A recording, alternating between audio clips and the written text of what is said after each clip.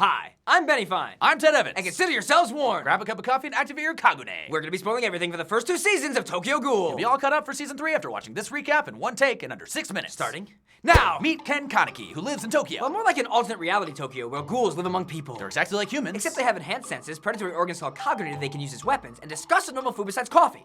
Oh, and they eat human flesh. Everybody got that? Good. Kaneki goes on a successful date with Rize, which ends unsuccessfully when it turns out she's a ghoul. Before she can eat him, she gets squashed by metal beams. R.I.P. Rize. Kaneki is sent to a hospital where he's saved by a doctor who transplants Rize's organs into him to save his life. Side effects of the surgery include one black and red eye, visions of Rize, and a hunger for human flesh. Ghoul 101. Most of the time, ghouls' eyes are normal, but when they become excited, both their eyes transform into Kakugans, black and red eyes. He's a half ghoul, half human hybrid. Kaneki hides himself from his friends and loses the taste for his favorite foods. Kaneki runs into the ghoul Nishiki, who attacks him for entering his territory. But another ghoul, Toka, saves him from being killed. Toka offers him human meat, but he refuses and runs away. He tries not to give in to his hunger for humans, but it proves grueling. The struggle is real, people! Trying to remain human, he hangs out with his best friend Hide. Who introduces him to Nishiki. Hide has no idea that Nishiki is a ghoul. Yeah, this can't be good. Nishiki attacks them, knocking out Hide in the process. This causes Kaneki to get so angry that he unleashes his KAGUNE for the first time. R.I.P. Nishiki. Only bad thing about him beasting out is that his flesh hunger is boiling and Hide looks extra tasty. At the last second, Kaneki is stopped from eating Hide by Toka, who decides to help him. Kaneki is brought back to a cafe where she works, which doubles as a ghoul haven. Hide is there too, and he He survives. doesn't know they're all ghouls, though. Cafe owner Yoshimura offers to have Kaneki stay and work at the cafe alongside Toka and other ghouls who are trying to coexist peacefully in society. Continuing his life and training at the cafe, Kaneki is befriended by the purple-haired gourmet ghoul Tsukiyama. Tsukiyama invites him to dinner, but the gourmet ghoul has other plans. Turns out the invitation is actually Kaneki being thrown into a trap for other ghouls to eat him. However, Tsukiyama witnesses his one-eyed ghoul form and decides that Kaneki should be a meal all to himself, letting him go. Kaneki comes across a wounded ghoul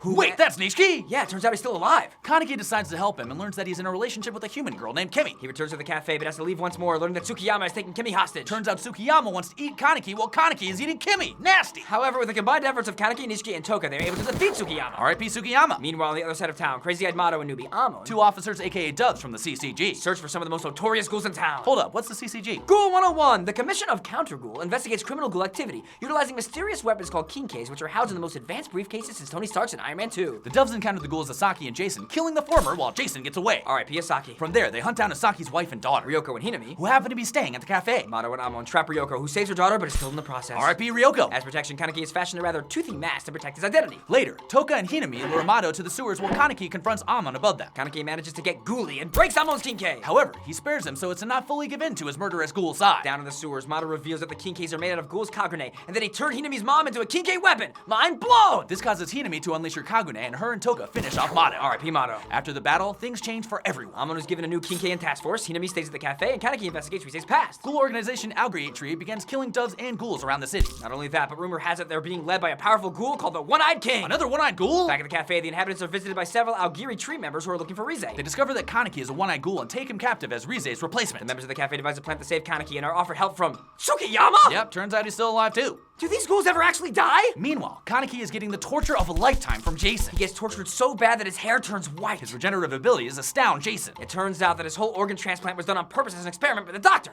Mind blown! Kaneki finally fully accepts his ghoul side after a pretty disturbing heart-to-heart with a vision of Rize. He goes full beast mode and overtakes Jason, and in the most don't eat while you watch this moment of the series, eats his KAGUNE like a badass! One boss battle has ever had the good guy eat the bad guy! Time for season 2, aka Route A, where the show decided to deviate from the manga. So, while Kaneki was inside eating some KAGUNE, outside it's a cluster war between the doves, Algiri, and the members of the cafe. On top of that, Yoshimura transformed into the one-eyed owl, who's the dove's most wanted criminal. It's Amon and the doves versus the owl, aka Yoshimura. It's also Toka versus her brother Oyata, who is also part of the Algiri. And more humans versus more ghouls. Jesus, is a lot of fighting to keep up with. Toka gets her butt whooped, but before Ayato can end her, the new and improved Kaneki steps in. He wins the duel and drops a bomb on Toka and all the Tokyo Ghoul manga readers. He's joining the Algiri? He doesn't do that in the manga! He gets happily welcomed into Algiri by its founder, Eto. From there, things change for everyone. Long story short, the doves blame Kaneki for Mato's murder. Kaneki helps out the Algiri and starts eating ghouls, becoming even more powerful. Toka starts mirroring her life to Kaneki to the point of trying to go to his school, and Amon starts dating Mato's daughter Akira, but no, not that Akira. Everybody got that? Good! The volatile Kaneki encounters a vengeful Amon, and the two duke it out again. It's Kaneki versus Amon Part 2! This time around, Amon beats the crap out of Kaneki's KAGUNE, leaving him wounded, but also now a bit more human. Later, the doves track Yoshimura, aka the One-Eyed Owl, and plan to take him out. Yoshimura holds his own against the doves, but gets overpowered and killed. R.I.P. Yoshimura. However, it isn't over, as another One-Eyed Owl swoops in and takes the body. Yep, turns out this One-Eyed Owl is actually the one causing destruction around the city. On top of that, it turns out to be Eto, who also turns out to be Yoshimura's half-human, half-ghoul daughter. Mind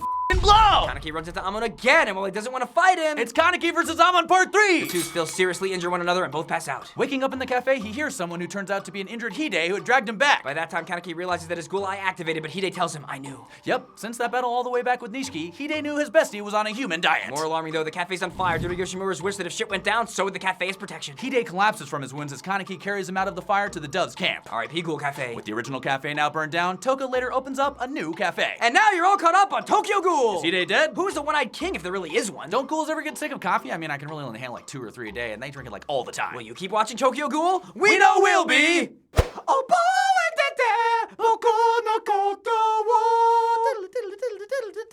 Iron Prize! And now here's all the times we messed up! I'm Benny Fine. I'm Ted Evans. And consider yourselves warned. Grab a cup of coffee and activate your KAGUNE. KAGUNE. KAGUNE. Grab a cup of coffee and activate your KAGUNE. KAGUNE. KAGUNE. KAGUNE. They're exactly like humans. Except they have enhanced senses, predatory organs called KAGUNE that can kakogan.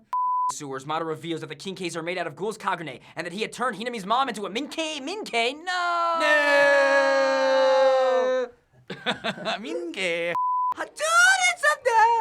A total eclipse of the heart! It sounds just like Yeah.